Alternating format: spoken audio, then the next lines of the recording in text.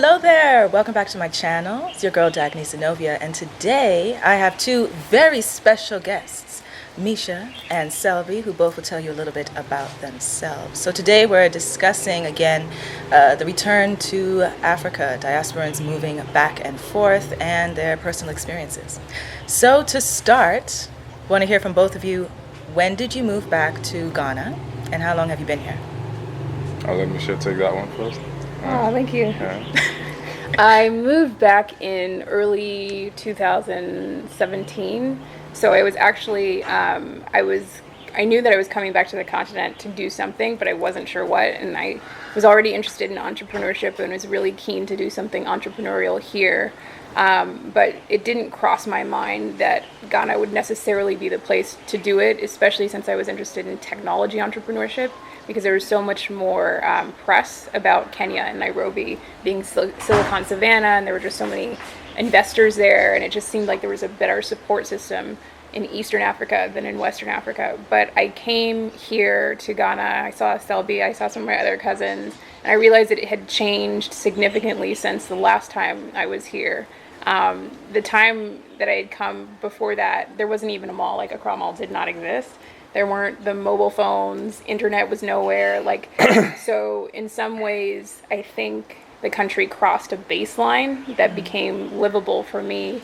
And I actually met some people who were working with the Meltwater Entrepreneurial School of Technology, which is like an incubator for people who want to be software entrepreneurs. And the guy who founded the incubator has just invested like millions and millions of dollars in growing like a tech ecosystem in Ghana. And his efforts, plus the efforts of people who are doing incubators and tech hubs in Accra and Kumasi, has built more of a support system. So around 2017, it just became clear to me that Ghana has not yet arrived. It has much growth to do, but it's on the way up. And it just felt like the most exciting place to be at that time in my life. So I made a decision to take a fellowship at the Meltwater School.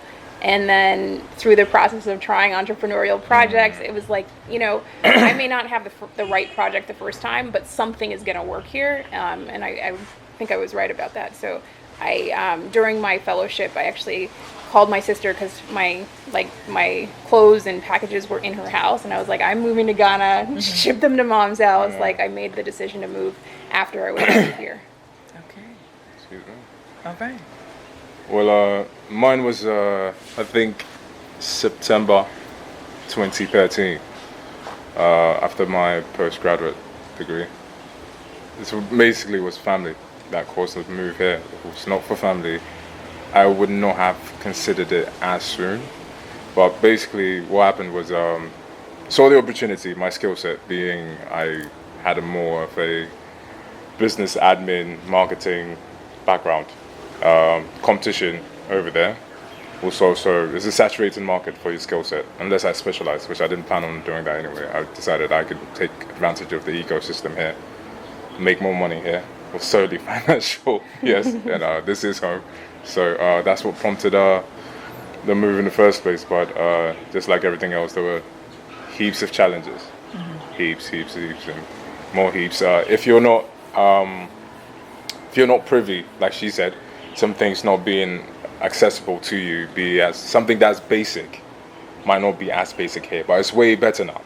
Say in 2017, you said. 2017, yeah, there were a lot of things that were put in place, and even prior to that. But I would say things have progressed at a quicker pace from possibly 2012. I think using 2012 as a baseline, things were like on the uptick quite quickly. But for me, it was solely based on coming back, helping the family out. It might be different, being as both Miishe and I have roots here, as compared to anybody else. But that was me spotting the opportunity, trying to take advantage of the entrepreneurial circles in which we, live in, and obviously making use of my network as well. I remember before she came in, we spoke a lot of times about projects that she might be able to work on and stuff, trying to guide the system. As always, people say you come with your hopes and dreams, and then when you get here, you figure out whether those hopes and dreams actually translate being feasible ideas and projects you can actually make a certain amount of money from anything. But yeah, it's all in all, it's been a good move, I'd say. Yeah. Okay, so what I'm hearing from both of you is one, the opportunity which almost was like a blank canvas that you guys were coming back to. That then kind of evolved over time. Yeah, right? definitely. You know, Okay. the beautiful thing about here is you can paint your own picture. No, there's nothing stopping you. There's no system in itself. So you have to create the system, like we said several times. Like, there's literally up to you. And if you wake up in the morning, you sit home and not do anything, you will keep doing that for 10 years. If you wake up and try to make moves, as compared to be a UK or US, whereas you have a system in place that can guide you, even if you don't wake up and go to. I don't know how the system works in the US, but the UK, you can go to the post office, go ask for a job. They can put you in line. Then you can get that job maybe by the end of the week. Over here, it doesn't work like that. You can walk into like a local restaurant, and the amount of applications that might be there waiting on several other people. Labor is cheap here, so skilled labor is, if you look for white collar works as well too, that's a different ball game. Depends on, don't need to snitch on the homies, but it might be a whole lot of who you know type of situations. And even if you're trying to make a buck extensively, it all depends on your network as well. So I think it's one thing you were saying about the competition. So in the U.S., my family my dad is Ghanaian, my mom is American, but even we just don't have that deep networks, right? So he came to the U.S. in his late 20s or his 20s, and he built his networks there. But we don't have the intergenerational networks or the intergenerational wealth that a lot of people who I went to school with had. And so I can't press a button and get a loan. I can't press a button and do this and that. And so I don't really have that intergenerational competitive advantage that some of the people I went to school with and I was working with had.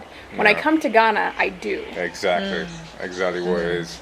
Yeah, exactly, because it's based on possibly your father's background as well. You get me? Because he is from here. Yeah. So as his family is predominantly here as well, it's deeper.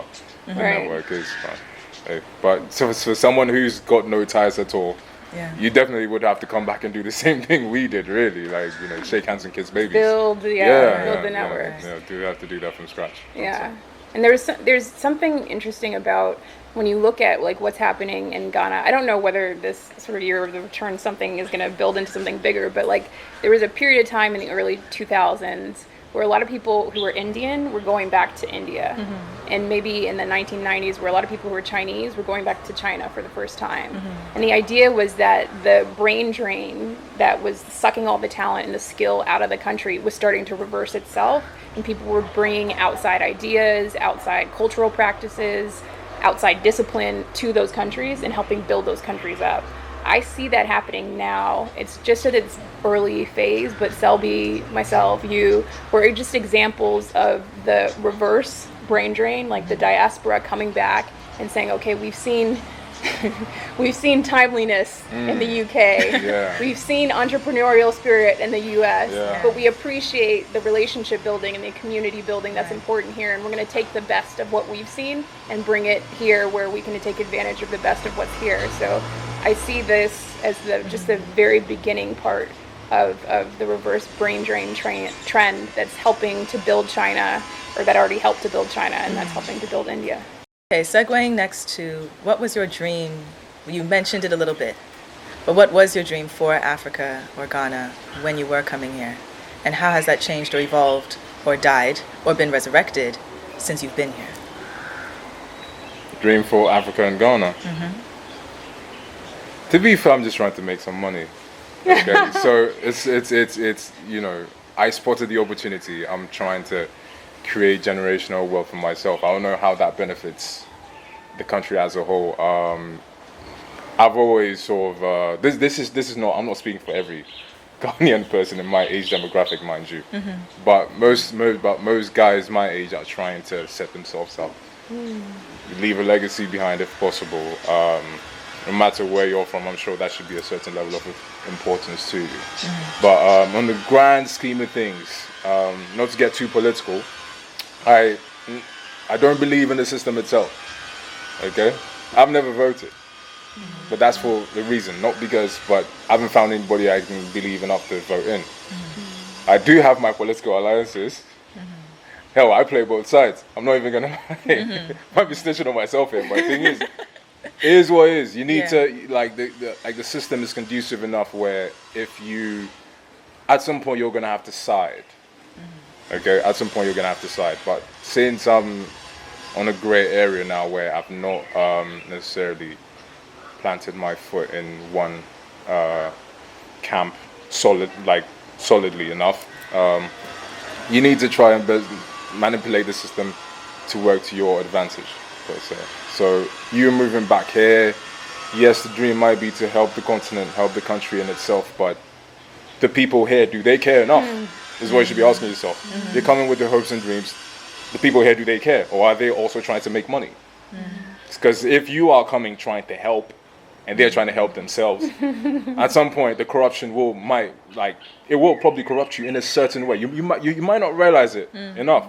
You can be driving in traffic in one lane the whole time. See the homies going on the shoulder, passing you by, and you're in the same spot. Eventually you're gonna be like, you know what? Might as well. Yeah. On a random Tuesday night you're driving. You might not do it all the time, but you're like, you know, I need to get home. That's the system that we're in right now. So it is ideal to have the country's best interest on your mind, but I'll be lying if I said that was what solely motivated me moving. This is home. I have a network available to me over here.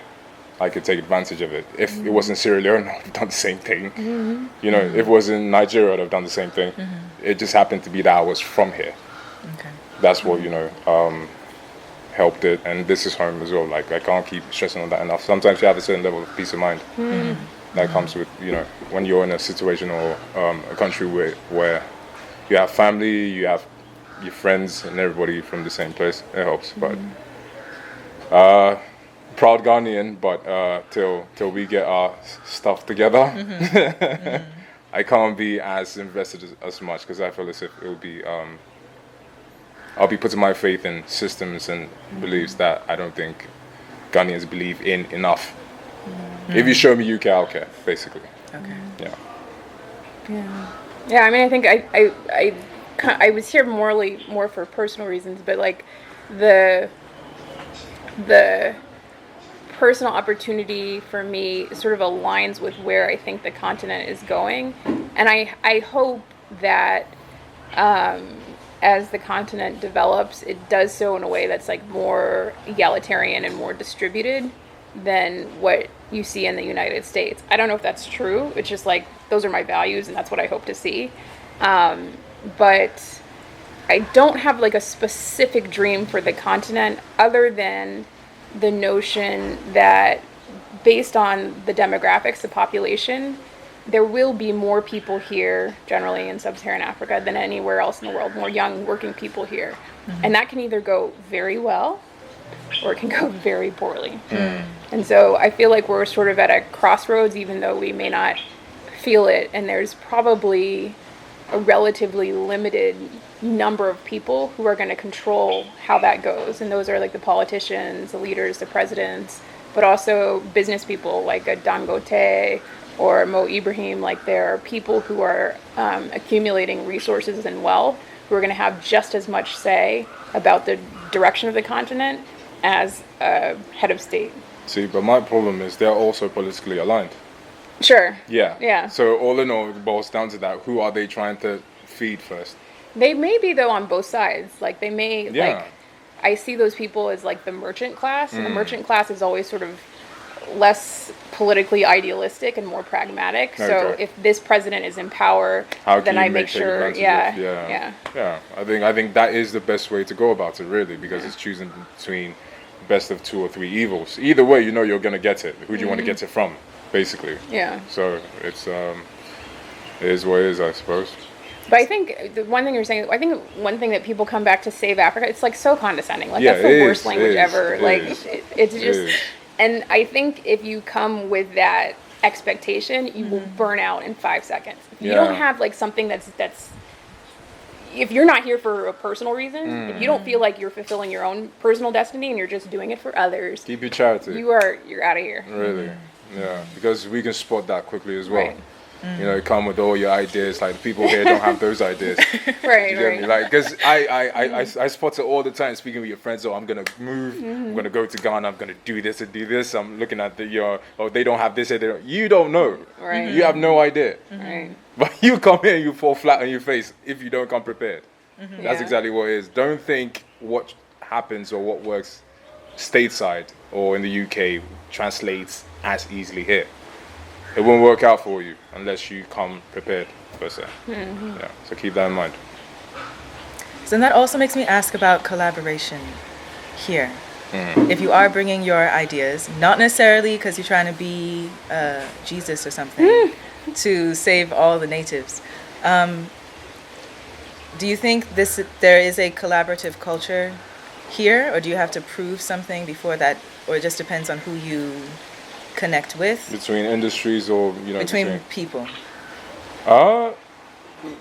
Depends. I've had experiences where it's crabs in a barrel sort of mentality, whereas someone thinks if they're actually giving you their idea or something, you might go implement it and cut them off. Whereas if I have a specific skill set, you have a specific skill set, she has a specific skill set, we might have the same idea, but we might not all execute it as well as each other.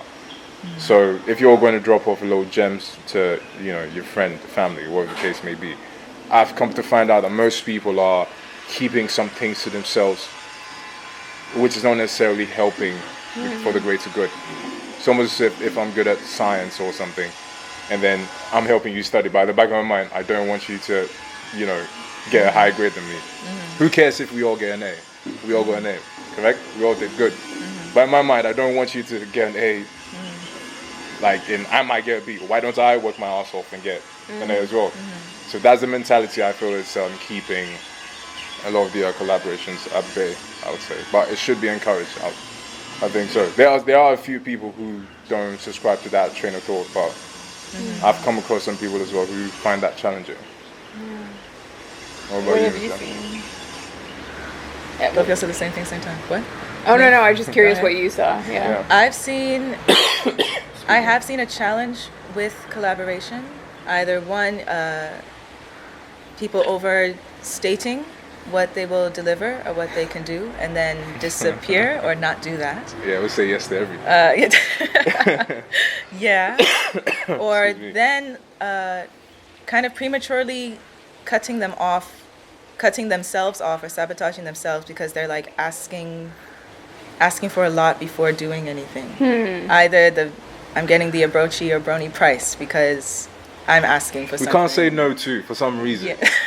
Don't know how real. to say no. That's a real. problem for me. Learn how to say no, or I If you can't can't do it. Yeah. Or say simply like, oh, I'm sorry, this deal didn't go through. Give some feedback. Yeah. But it's like, oh, don't pick up your phone call, or don't reply text messages.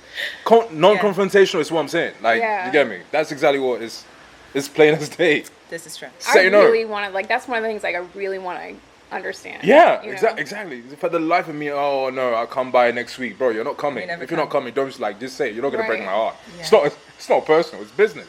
But then it becomes a business issue to where people are trying to do business on the continent. You have people from all over the world coming with the expectation. If so and so doesn't have the capability to do this, they'll just say that, right? Right. Where here it's like you can't trust what someone says. You have to verify because they'll say yes, I can do this thing, Yeah.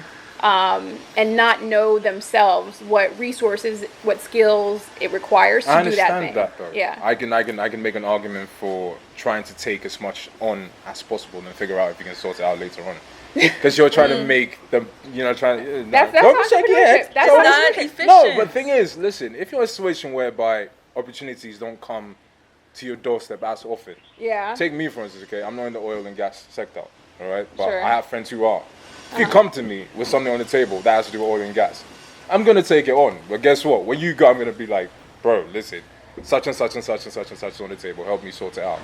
Now it's up to him to try and help me out, piece those things together. And guess what? I'm gonna come to you and be like, give me such and such a time. But to the best of your knowledge, you think I am an oil and gas guy. I think that's Which is wrong. Entrepreneurship. I don't think it's wrong. No, necessarily. in certain fields, necessarily. in some certain fields, Like is wrong. neuroscience or like medical. Exactly. stuff, you Yeah, don't wanna exactly. do. But when it comes to that, I think it's all fair game, really. But let me give you like a minor example, because it's more in the category of I know I can't do this thing. I may not even want to do this thing, but I can't say no. So this is just a tiny example. So when I first came to Ghana, I wasn't eating meat, and I was vegetarian.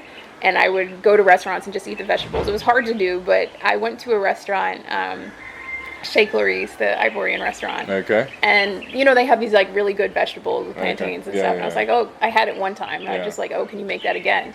And the waiter said yes. And then he started bringing everyone's food. And every time he brought everyone else's food, he was like, do you still want that vegetable plate? I said, yes. And so, you know, 30 minutes later, do you still want that vegetable plate? Yes, yes, yes. 45 minutes later, everyone's almost finished with their food. Do you still?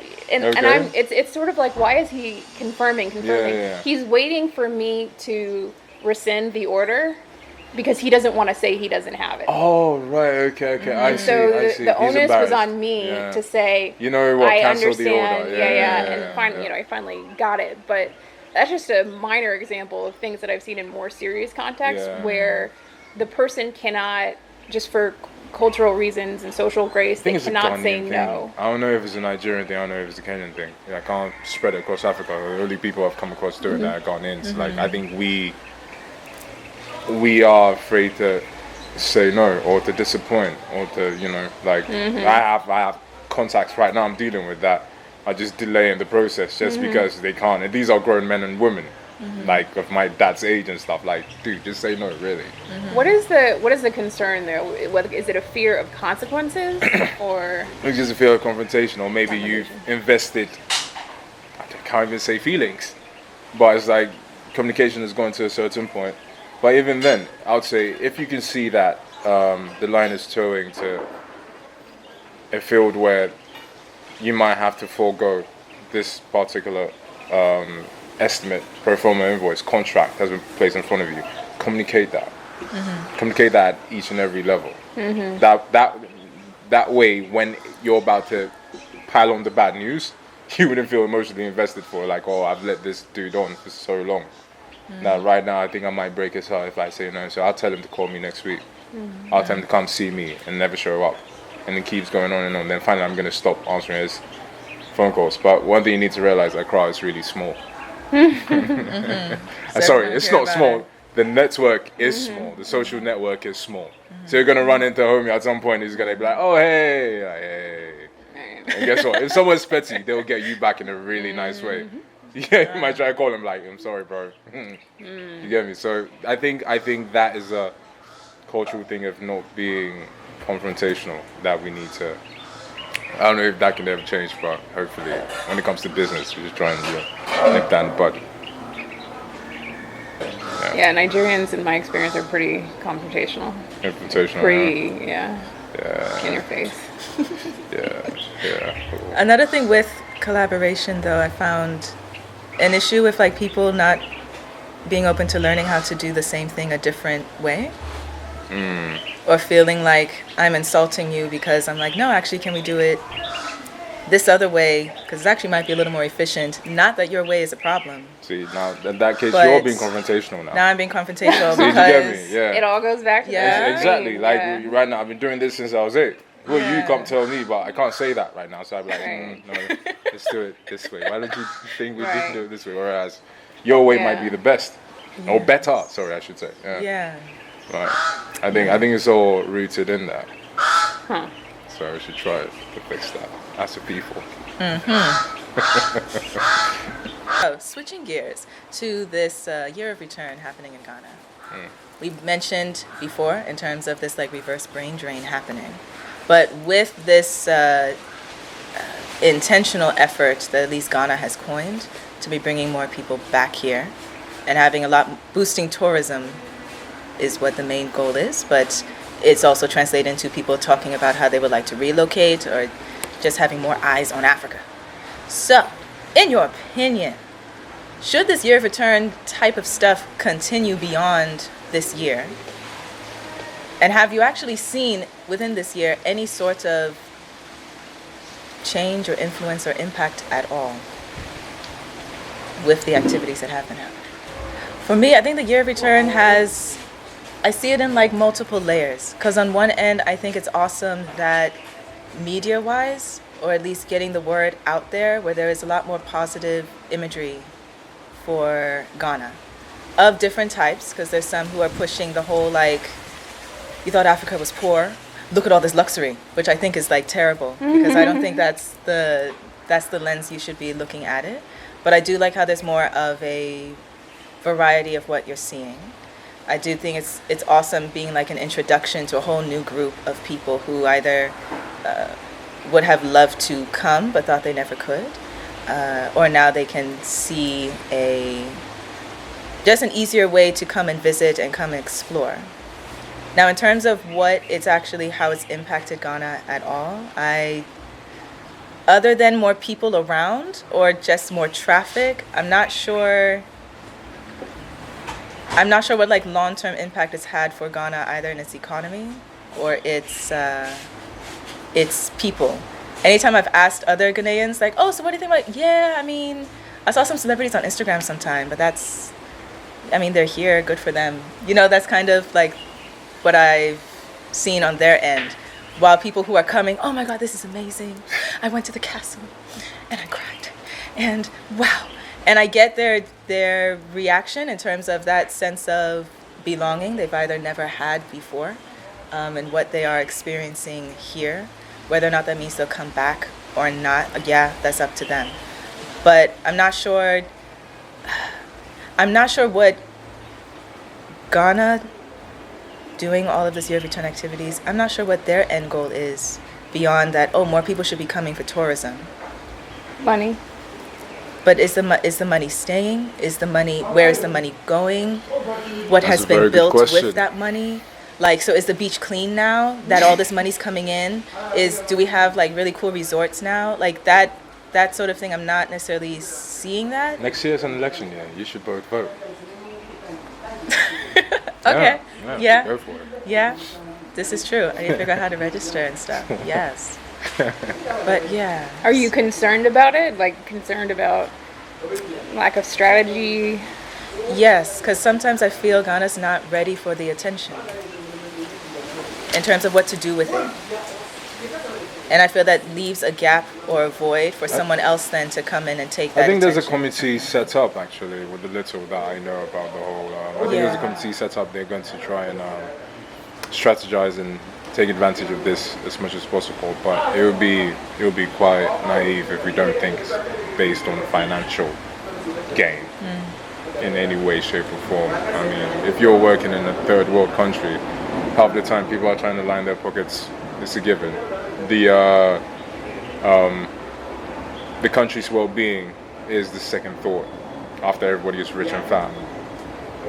It happens because people are there when they're hungry. They've been waiting to get into power for 8 years, and when that's done, the second set of people come in who've been waiting to get into power for 8 years.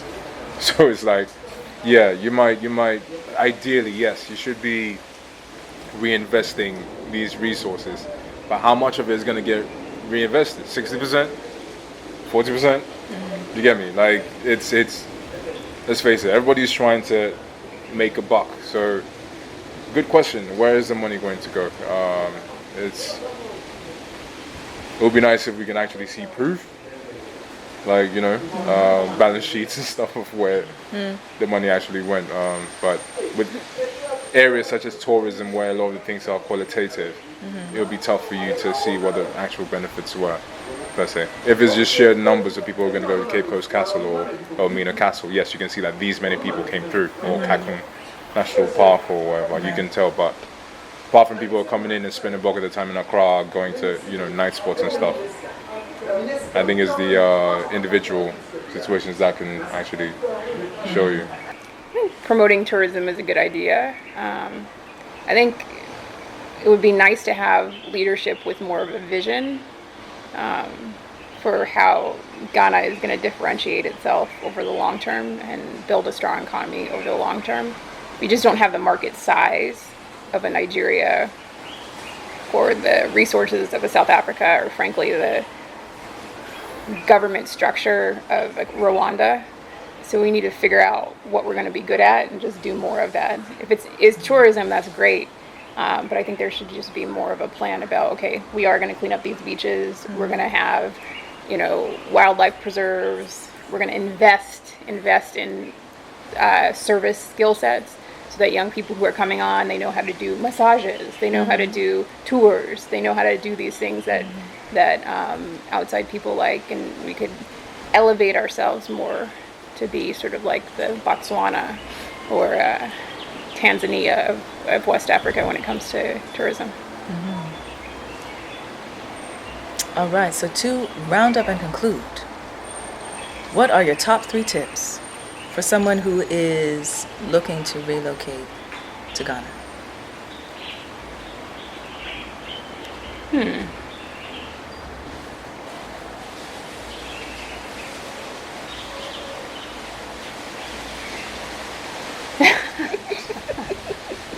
I'm going to pick it back up.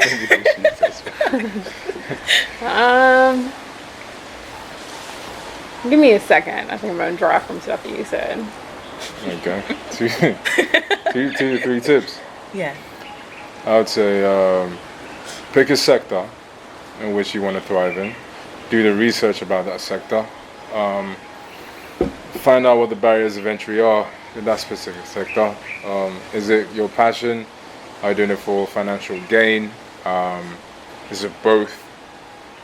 Even if it's your passion, try to find a way that you can monetize it, or find out who is actually on ground monetizing it as well. Come with a different approach. Don't think your ideas that work and wherever you're coming from actually works down here. Doesn't always work out. The ecosystem is different. You wouldn't go to the Middle East to try and do westernized situations there. It doesn't always work out. It's different. Take that same approach. Do your research. Do your numbers. Come with a plan, and get your network going before you actually do come. I would say a lot of people will promise you. There'll be a lot of, oh yeah, come through, come, and then they're not gonna answer your phone call or try to say no. You get me? So have at least a plan or a plan B. Otherwise, you will get lost in the sauce, as the kids say, and you'd have to.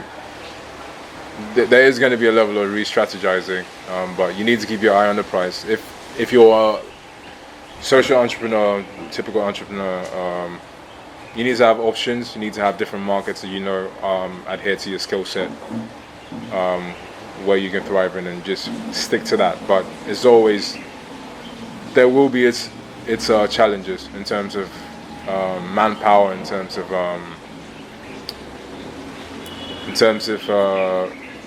infrastructure, really. So once you have the plan, you should be able to implement once you get here. And that's just work-wise.